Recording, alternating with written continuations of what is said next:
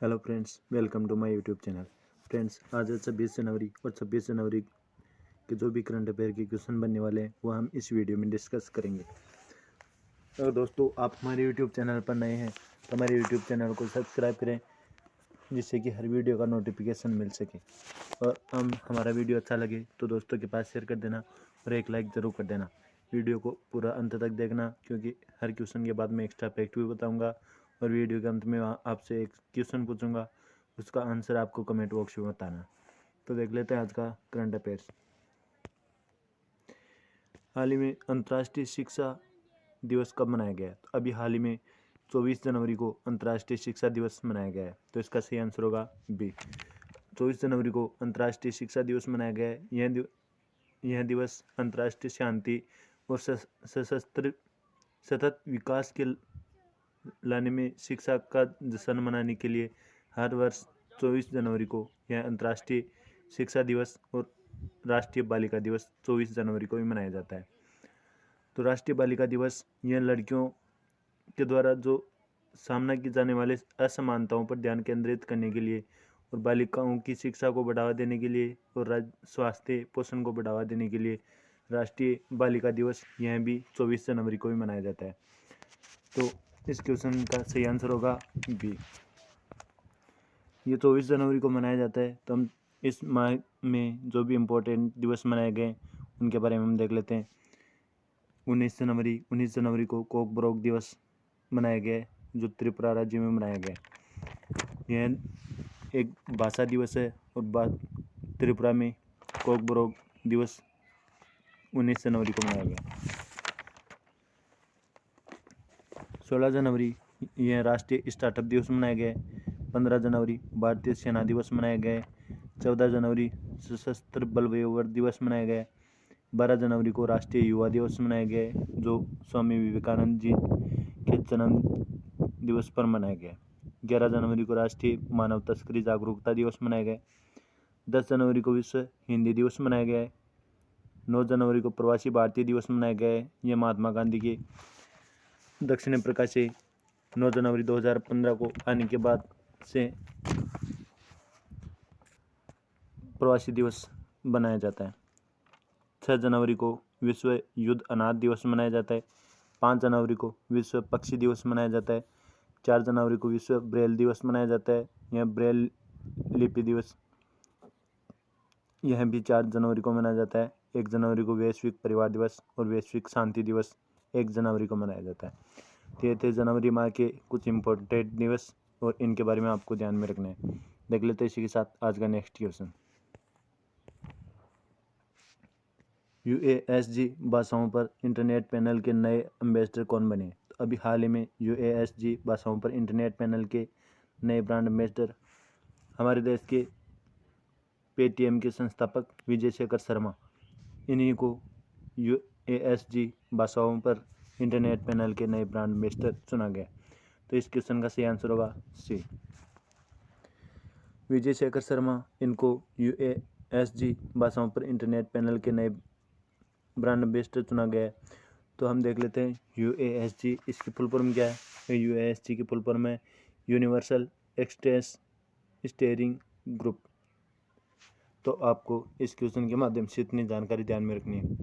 देख लेते हैं इसी के साथ आज का नेक्स्ट क्वेश्चन। पनामा के जंगल में खोजी गई वर्षा मेंढक की एक नई प्रजाति के किसके नाम पर रखा गया? तो अभी हाल ही में ग्रेटा थनबर्ग के नाम पर पनामा के जंगल में खोजी गई वर्षा मेंढक की एक नई प्रजाति का नाम ग्रेटा थनबर्ग के नाम पर रखा गया। तो इसका सही आंसर होगा बी।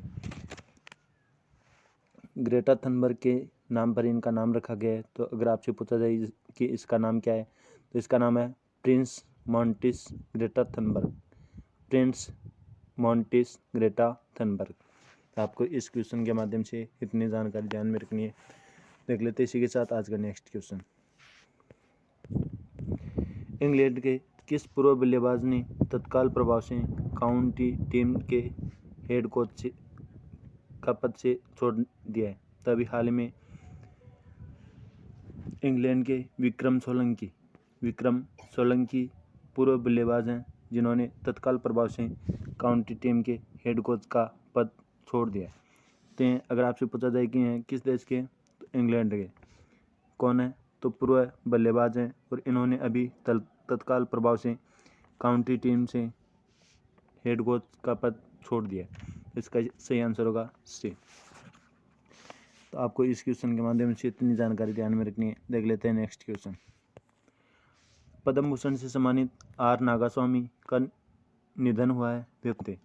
अभी हाल में पद्म भूषण से सम्मानित आर नागास्वामी जिनका निधन हो चुका है और वे एक पुरातत्वविद थे। तो इसका सही आंसर होगा बी। पुरातत्वविद आर नागास्वामी जिनका भी हाल में निधन हो चुका है और वे पद्म भूषण से भी सम्मानित किए जा चुके हैं। आर नागास्वामी, इनके बारे में अगर पूछा जाए कि ये कौन थे, तो ये पुरातत्वविद थे और ये तमिलनाडु सरकार के पुरातत्व विभाग के प्रोफेसर भी रह चुके हैं। आपको इस क्वेश्चन के माध्यम से इतनी जानकारी ध्यान में रखनी है। देख लेते हैं आज का नेक्स्ट क्वेश्चन। अभी इसरो ने किस राज्य के महेंद्रगिरी में विकास इंजन का सफल परीक्षण किया है? अभी हाल ही में तमिलनाडु राज्य के महेंद्रगिरी में विकास इंजन का सफल परीक्षण किया है। तो इसका सही आंसर होगा ए। इसरो ने तमिलनाडु के महेंद्रगिरी में विकास इंजन का सफल परीक्षण किया है। यह तमिलनाडु राज्य में किया गया है। तो हम तमिलनाडु के बारे में देख लेते हैं। तमिलनाडु, इसकी कैपिटल है चेन्नई। तमिलनाडु के सीएम है M.K. स्टालिन और तमिलनाडु के गवर्नर है R.N. रावी। तमिलनाडु में जल्लीकट्टू का आयोजन अभी हाल ही में किया गया है। हल्दी अनुसंधान संस्थान की स्थापना तमिलनाडु में की जाएगी। आदिपुरम त्यौहार यह तमिलनाडु राज्य में मनाया जाता है। ऊटी झील, बेरिजाम झील, कोडाइकनाल झील और चेम्बरकम झील यह भी तमिलनाडु राज्य में स्थित है। मछली उत्पादन में शीर्ष राज्य गुजरात को पीछे छोड़कर शेष राज्य पर तमिलनाडु स्थित है। अब गुजरात दूसरे नंबर पर है। अगर आपसे पूछा जाए कि इसरो है, तो इसरो की स्थापना कब हुई थी? इसरो की स्थापना सन 1969 में हुई थी। इसके मुख्यालय बेंगलुरु में स्थित है और इसके हेड है के शिवान। देख लेते हैं इसी के साथ आज का नेक्स्ट क्वेश्चन। अभी 9वीं राष्ट्रीय महिला आइस हॉकी चैंपियनशिप किसने जीती? अभी हाल ही में 9वीं राष्ट्रीय महिला आइस हॉकी चैंपियनशिप यह लद्दाख ने जीती है। तो इसका सही आंसर होगा बी। लद्दाख ने 9वीं राष्ट्रीय महिला आइस हॉकी चैंपियनशिप लद्दाख ने जीती है। अगर आपसे पूछा जाए कि यह 9वीं राष्ट्रीय महिला आइस हॉकी चैंपियनशिप यह किसके द्वारा आयोजन किया गया है, तो इसका आयोजन हॉकी एसोसिएशन ऑफ इंडिया के द्वारा किया गया है और इसका आयोजन हिमाचल प्रदेश के लाहौल स्पीति में इसका आयोजन करवाया गया।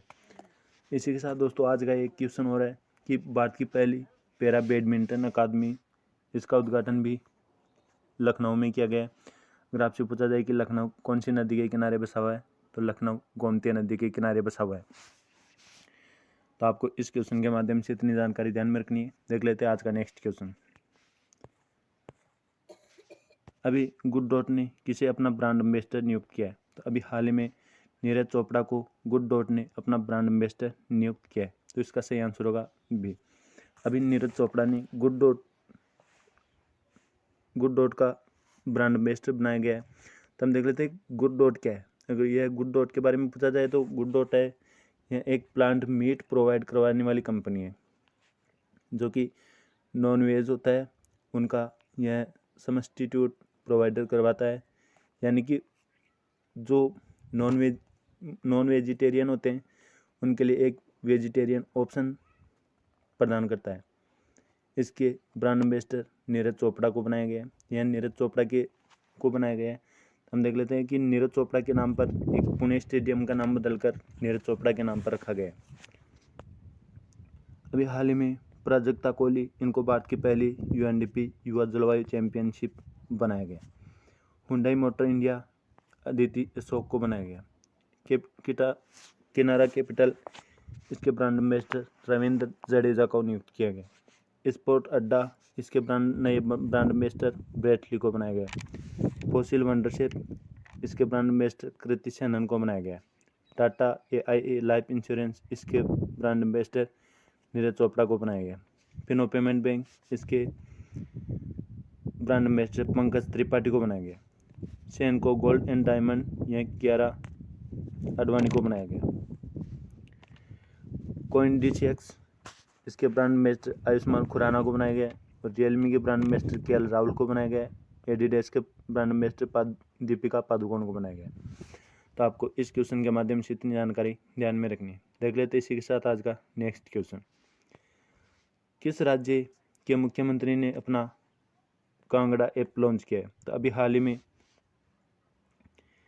हिमाचल प्रदेश के CM जयराम ठाकुर ने अपना कांगड़ा ऐप लॉन्च किया है। अगर आपसे पूछा जाए कि यह कांगड़ा ऐप क्यों लॉन्च किया गया है, तो यह कांगड़ा ऐप पर्यटकों को परेशानी से मुक्त करने के लिए यह लॉन्च किया गया है। यह हिमाचल प्रदेश के द्वारा किया गया है। तो हम देख लेते हैं हिमाचल प्रदेश के बारे में। हिमाचल की कैपिटल है शिमला। हिमाचल के CM है जयराम ठाकुर और वर्तमान में हिमाचल प्रदेश के गवर्नर है राजेंद्र अर्लेकर। अभी 9वीं महिला राष्ट्रीय आइस हॉकी चैंपियनशिप 2022 का आयोजन हिमाचल प्रदेश में हुआ है। पहला पूर्ण रूप से कोविड-19 टीकाकरण वाला जिला भी हिमाचल प्रदेश बना। हिमाचल प्रदेश की पुलिस को प्रेसिडेंट कलर अवार्ड से भी सम्मानित किया जा चुका है। ग्रेट हिमालयन नेशनल पार्क, पिनघाटी National Park, Kaziranga National Park, ये सब नेशनल पार्क हिमाचल प्रदेश में ही स्थित है।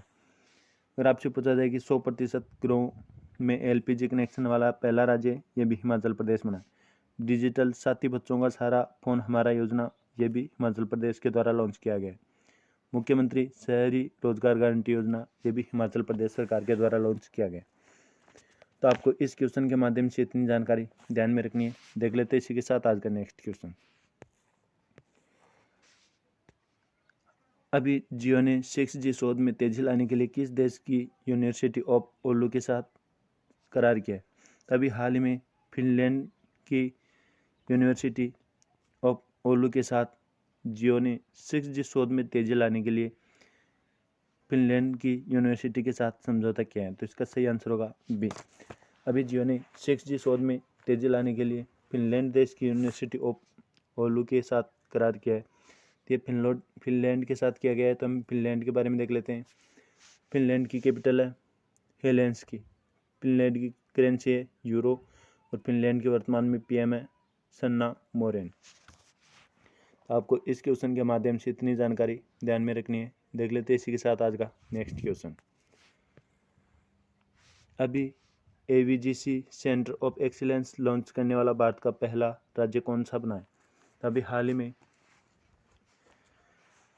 AVGC centre of excellence launch करने वाला भारत का पहला राज्य कर्नाटक राज्य बना। तो इसका सही आंसर होगा सी। कर्नाटक राज्य ने AVGC के साथ भारत का पहला राज्य बना है। यह कर्नाटक राज्य ने किया है। तो कर्नाटक राज्य के बारे में देख लेते हैं। कर्नाटक की कैपिटल है बेंगलोर। कर्नाटक की CM है बसवराज बोम्मई। कर्नाटक के गवर्नर है थावरचंद गहलोत।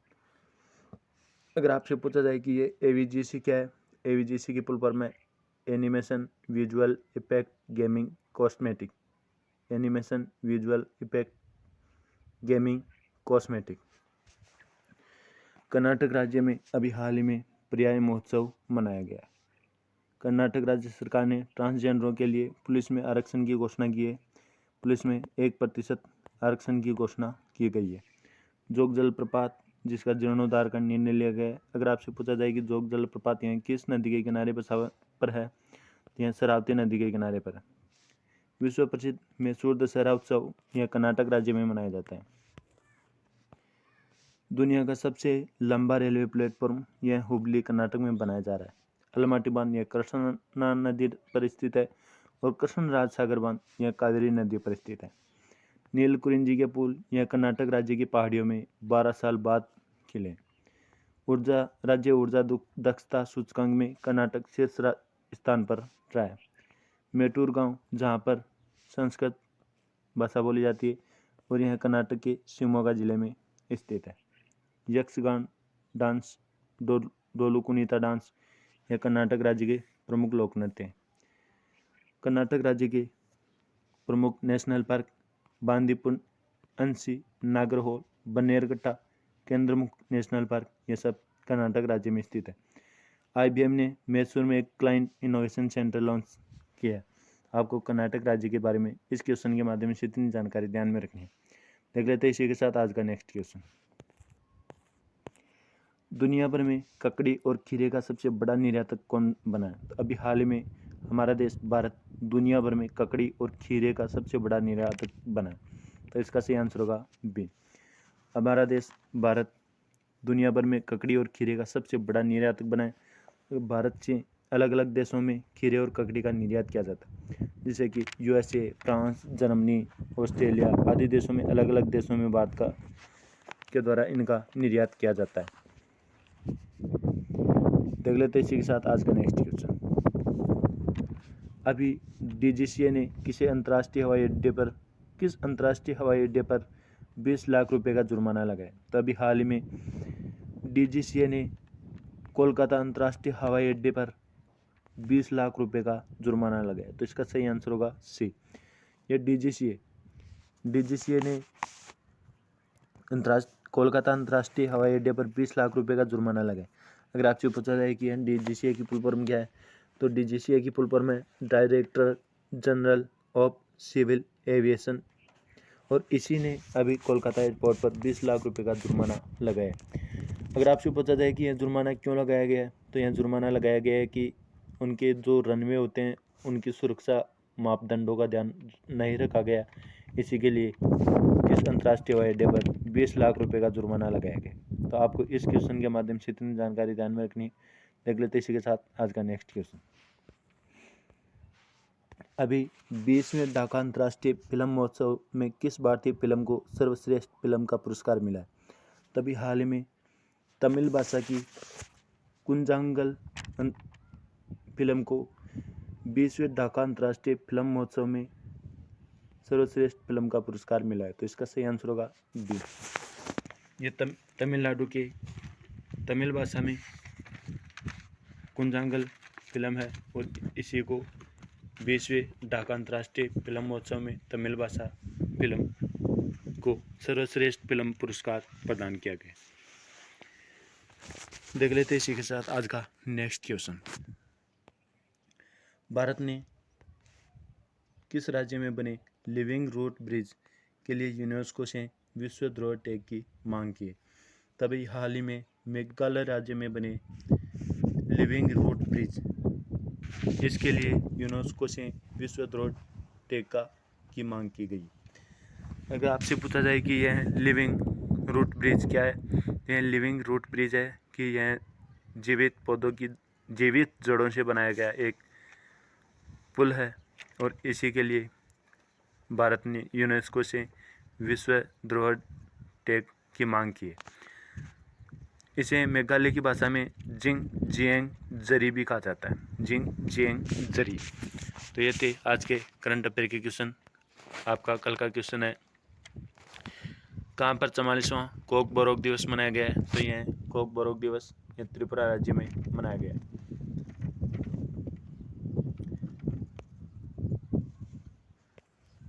आज का आपका क्वेश्चन है जिसका आंसर आपको कमेंट बॉक्स में बताना है कि BSF ने कहाँ पर ऑपरेशन सरदवा शुरू किया है। तो इसका आंसर आपको कमेंट बॉक्स में बताना है।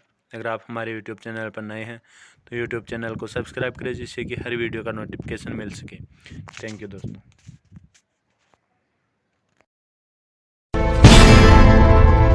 मेरा धर्मा तू, तेरा सब कुछ मैं, मेरा सब कुछ तू।